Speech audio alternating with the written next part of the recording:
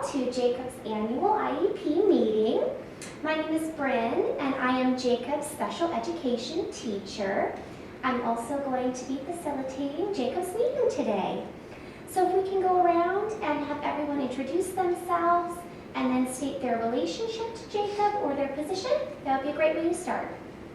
I'm Danielle. I'm Jacob's art teacher. I'm Hillary. I'm Jacob's speech-language pathologist. I'm Jill. I am Jacob's hat aide, and his mother, Mo, invited me. Thanks for coming. And I'm Mo. I'm Jacob's mom. And I'm Clint. I'm the school principal, and I would really like to take this opportunity to thank you, Mo, for allowing us to videotape the IEP meeting. We have a lot of student teachers and things like that that will really benefit from this educational experience, and we're grateful. I will be filming from here on out, but I will also be taking notes, so I look forward to what happens here today. I think it's going to be a very powerful tool for the future. Great. Thank you so much. Thanks, Mo. All right, so I'm going to go ahead and give you a draft, Mo, of the IEP here, so you can have that. Does everyone have a copy of your IEP to review today? Great. Okay, and Mo, I'm also going to give you a copy of the procedural safeguards. I did mail that to you. I just want you to have a copy today for the meeting if you need to look at that, okay? Okay, so to start with today, we are going to discuss Jacob's strengths and some educational concerns that we have about Jacob. So Mo, if you would like to start by discussing what you see as some of Jacob's strengths and what you see as some of his concerns regarding his education. Okay. Well, I would just like to share that Jacob is just so loving and energetic and enthusiastic, and I really think that he loves being here at school, and so I appreciate that. As far as some concerns, I just think as Jacob is getting older, we really need to focus on some vocational skills, some functional skills, so as he progresses into the next phases of his life, he has those in his toolbox. Great, thank you, Mo. So to add to that, I would like to share some of the strengths I see for Jacob, and they really parallel what you just said. Jacob is so enthusiastic. He is cheerful, friendly. He's always complimenting others, greeting everyone. He is just the sweetest kid. He's like our little sunshine in our room every day. His reading and writing and math skills have been really progressing this year. I'm so proud of him. He also has wonderful organizational skills, always keeps track of his materials, which is so important in the 8th grade. In PE, which is a general education class, he is participating to the best of his ability, even though it's a bit difficult for him. It's great to see him giving a lot of effort in that area. He has also improved in his behavior over last year, which we are so happy to see. And we are starting to see him develop some really good vocational and some career skills. Oh, good. So that's great, yes. But in terms of concerns, we really want to focus on more functional academics for him, and also want to work on developing some more vocational skills and tailoring his program to those two areas. So I would like Danielle to discuss some of her strengths and concerns. Well, first of all, I want to start out showing the progress that he's made. Do you remember him doing this in 6th grade? I saw this hanging up as I was leaving, so I wanted to show you all that. Yes. And then this is a project that he just did on his own. Wow. By himself, very little help. He just needed some as far as making the mask and everything, but he did all the painting, the face, all by himself. And so I also just wanted to show the progress that he's made. He's come really, really far, and it makes me really happy to see that he's doing that. And he's always complimenting the other kids' artwork, and he loves this class. And I'm always willing to let him. This he was allowed to do on his own. Like there was a free day, he got to do what he wanted. So he loves it. Some concerns that I do have is that I want to know how I can help more for him as far as incorporating some IEP things that may not necessarily pertain to art, as far as maybe math or reading or things like that I can try and help out more with. I've also noticed that he needs a lot of help with his multi-step directions. So finding a way to work on that, maybe helping him, especially with projects like this. There's a lot of steps required, so just working with step by step.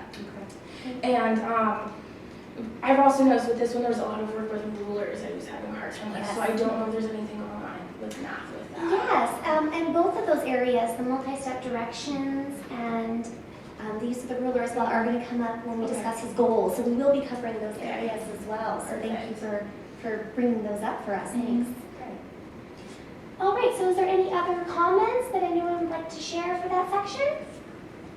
Thanks for all those wonderful and thoughtful comments on Jacob. Really appreciate that. So now we're going to move down to the consideration of special factors at the bottom of page 1. And I'm going to go ahead and read through those questions and then share if we checked yes or no. So does the student's behavior impede his or her learning or that of others? Check no on that.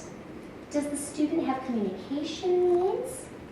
Check no on that as well. He does not have communication needs. Does the student require assistive technology devices or services?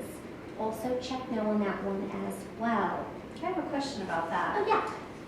Does that include things like pencil grips, or I guess they would be called no-tech devices? Would that be included in that? Because I know Jacob uses those on a regular basis. Yes, he does. And that is actually not included in that area. That refers to more augmentative communication devices, more high-tech items. Okay. We offer pencil grips for any of our students to use. It's more of an accommodation. So we just allow the students to use that at any time. Doesn't need to be written into their IEP for them to use that all the time. Does that make sense? Absolutely. Okay, great. Next question. Has the student been determined to be limited English proficient? Answer to that is no. Okay, going on to the next page. Jacob does not have a visual impairment or is not blind, so I went ahead and marked not applicable on that section, and so didn't need to respond to the rest of the questions in that section. So now we're going to be discussing Jacob's present level of performance and his measurable annual goals. So we're going to start with the area of career and vocational goals. And first I'm going to share with you a brief kind of overview and summary of Jacob's current skills, called his present level of performance in career and vocation. Okay. So Jacob really enjoys cleaning our room. He also loves delivering mail throughout our school for us, which is a wonderful skill for him. Sometimes he likes to kind of do it on his own terms. However, yes, generally he's cooperative, especially with one-step directions. He's really well, as Danielle mentioned. However, with two-step directions, that can be a little bit difficult. So that's definitely a goal we're going to speak about later for Jacob. But overall, he's really acquiring some wonderful vocational skills.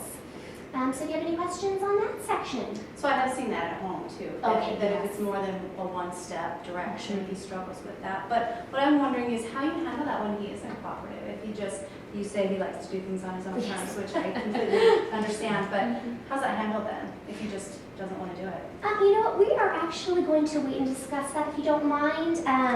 If you look at page 7 of the IEP under supplementary aids and services, we're going to be talking about some of the positive behavior supports that we use with Jacob overall, not just for career and vocational skills. Is that all right for wait? Okay, great. Thank you. Okay, so for his first goal in career and vocation, I'm just going to go ahead and read that goal and then read the main objectives, and then we'll stop for any questions or comments. So his first goal is, given a two-step verbal or written picture direction, Jacob will follow the directions in 4 out of 5 opportunities.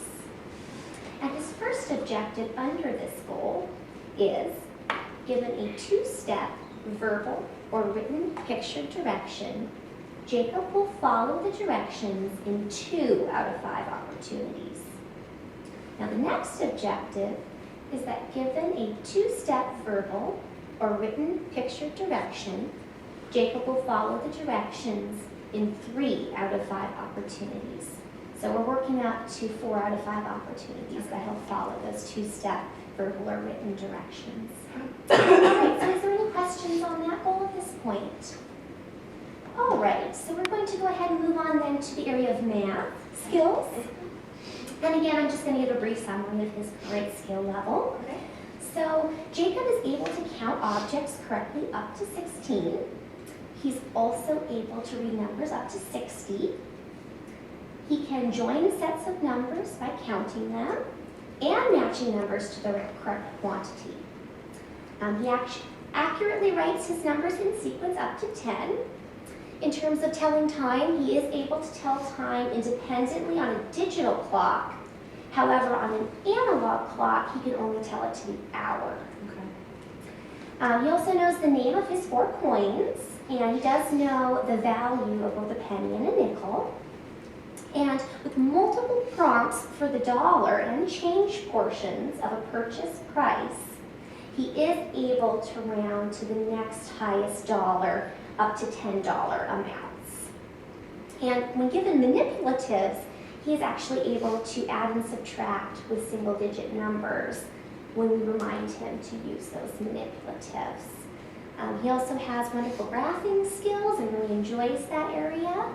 But one of the skills, as you mentioned, Danielle, is that he is not able to use a ruler to measure objects or lines. All right, so is there any questions on what I've discussed so far? I noticed that he can count objects up to 16, but how far can he count just by rote memorization? Do you know? Right now, we've seen him count up to 10 by rote memorization. Any other questions? Okay, so we're going to move on now to his first math goal on the top of page 3. So given a maximum purchase price of $10 and a verbal request, Jacob will independently identify the amount rounded to the nearest dollar and give the correct amount of money to a staff person or clerk in 8 out of 10 times. And we have 2 objectives under this goal.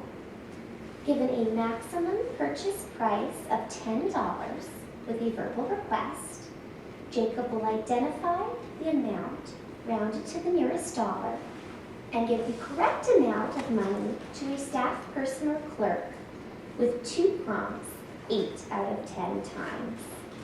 And finally, his second objective for this goal, given a maximum purchase price $10 on a verbal request, Jacob will independently identify the amount rounded to the nearest dollar and give the correct amount of money to a staff person or clerk with 1 prompt 8 out of 10 times.